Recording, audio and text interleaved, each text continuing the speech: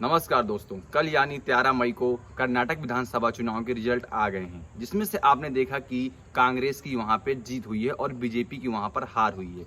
आखिर मोदी जी की इतनी रैली करने के बावजूद, इतने रोड शो करने के बावजूद, इतना पैसा खर्च करने के बावजूद वहां पर बीजेपी चुनाव हार कैसे गई और कांग्रेस इस चुनाव में भारी कैसे पड़ गई बीजेपी के ऊपर, आइए समझते हैं आज इस वीडियो में। सबसे पहले अगर हम बात करें, जो कर्नाटक का जो एरिया है वो 6 पार्ट में डिवाइड है, जैसा कि मैंने अपने पिछली वाली वीडियो में बनाया, जो रिजल्ट आने के पहले मैंने बनाया था, उसको आप जाकर के देख सकते हैं, लिंक नीचे डिस्क्रिप्शन में दिया हुआ है। तो कर्नाटक में सबसे ज्यादा जो पकड़ है वो है दो समुदायों की, वो लिंगायत और विकलांग समुदाय की। अगर हम बात करें कर्नाटक में बीजेपी की हार की वजह, तो पहली वजह वो ये रही कि कर्नाटक में, जैसा कि मैंने पिछली वीडियो में अपनी एक्सप्लेन किया था, कि यहाँ पे दो समुदाय बहुत महत्वपूर्ण भूमिका निभाते हैं, जिसमें लिंगायत समुदाय और विकलांग समुदाय। और जो इस बार देखा गया कि जो विकलांग समुदाय है उसका वोट तो कांग्रेस को फुल मिला है, लेकिन लिंगायत समुदाय का वोट भी इस बार कांग्रेस की तरफ झुक गया था। लिंगायत जो वोटर्स था वो इस बार बीजेपी से नाराज था।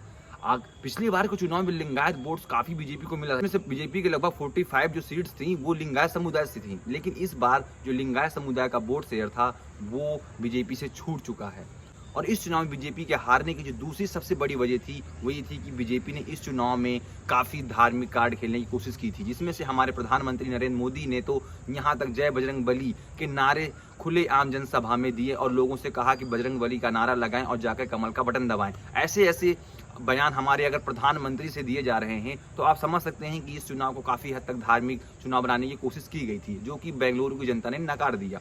और तीसरी बात, इस चुनाव में जहां आपने देखा होगा कि बीजेपी की तरफ से हर जगह अगर इलेक्शन होता है तो पार्टी के बड़े बड़े जो लीडर्स होते हैं, राजनाथ, योगी आदित्यनाथ, नितिन गडकरी, ज्योतिरादित्य सिंधिया, अनुराग ठाकुर, बहुत सारे लीडर्स जाते हैं चुनाव प्रचार के लिए, लेकिन कर्नाटक के इलेक्शन में कुछ खास नेता देखने को नहीं मिले, पर सिर्फ मोदी की ही रैलियां देखने को मिली हैं और खास किसी नेता का वहां पे चुनाव प्रचार देखने को नहीं मिल पाया है।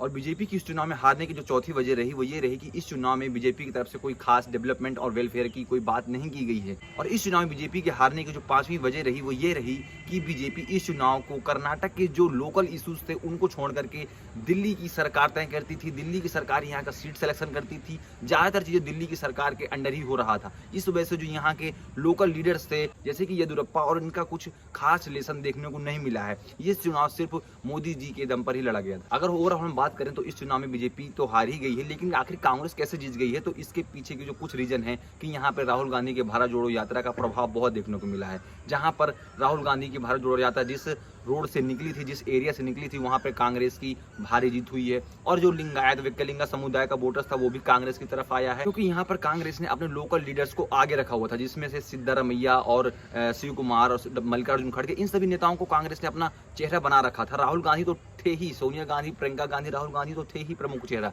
लेकिन उन्होंने लोकल लीडर्स को भी उतनी ही मान्यता दी जितनी राहुल गांधी और सोनिया गांधी और प्रियंका गांधी को थी। तो ये भी ये खास बड़ी वजह रही यहाँ पे, क्योंकि जो सीट सिलेक्शन था वो मल्लिकार्जुन खड़गे के द्वारा वहाँ पे किया गया था, लोकल लीडर्स थे उनकी राय ली गई, सारी चीजें मतलब कि दिल्ली से ही नहीं तय की जा रही थी। यहाँ पे लोकल इशूज, लोकल कैंडिडेट्स को देखकर ही काफी कुछ सिलेक्शन किया जा रहा था।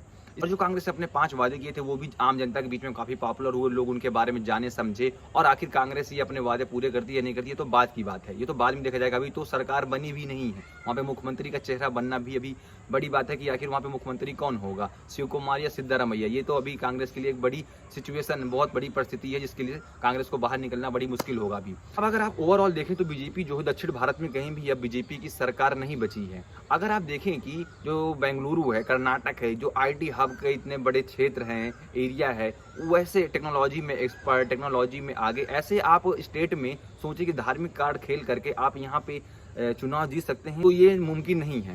यहाँ पे आपको डेवलपमेंट, वेलफेयर और लोगों की भलाई के लिए, लोकल इशूज पे, इन सभी चीज़ों पे बात करना होगा। आप धार्मिक कार्ड आप यहाँ पे खेल करके सिर्फ चुनाव को नहीं जीत सकते हैं। यहाँ पे लोग समझदार हैं, रोजगार मांगते हैं, नौकरियां मांगते हैं, खाने को मांगते हैं, इन सभी चीज़ों पे आपको बात करना होगा। इन सभी इशूज पे आपको वहाँ के जो लोकल इशूज है, ST और ये जो समुदाय है विकलांग, इन सभी के कल्याण और विकास की आपको बात करनी होगी, तभी आप जाके यहाँ पे चुनाव जीत सकते हैं, जो करने में कांग्रेस काफी सफल हुई है। इस वजह से कांग्रेस ने यहाँ पर चुनाव जीत लिया है। और एक इंटरेस्टिंग बात आपको बताता हूँ, जैसे ही ये कल चुनाव के रिजल्ट आने शुरू हुए हैं तो सबसे पहले जो रिजल्ट आया करते हैं किसी भी स्टेट के जहाँ पे बीजेपी गवर्नमेंट बनने वाली होती है, तो वहाँ पे बड़ा सा चेहरा प्रधानमंत्री नरेंद्र मोदी जी का लग जाता जाता है। लेकिन जैसे ही कल मैं सुबह सुबह न्यूज़ देख रहा था, वहाँ पे सुबह सुबह से जो पट्टी चल रही थी उसमें जेपी नड्डा साहब की फोटो और मल्लिकार्जुन खड़गे साहब की फोटो लगी हुई थी।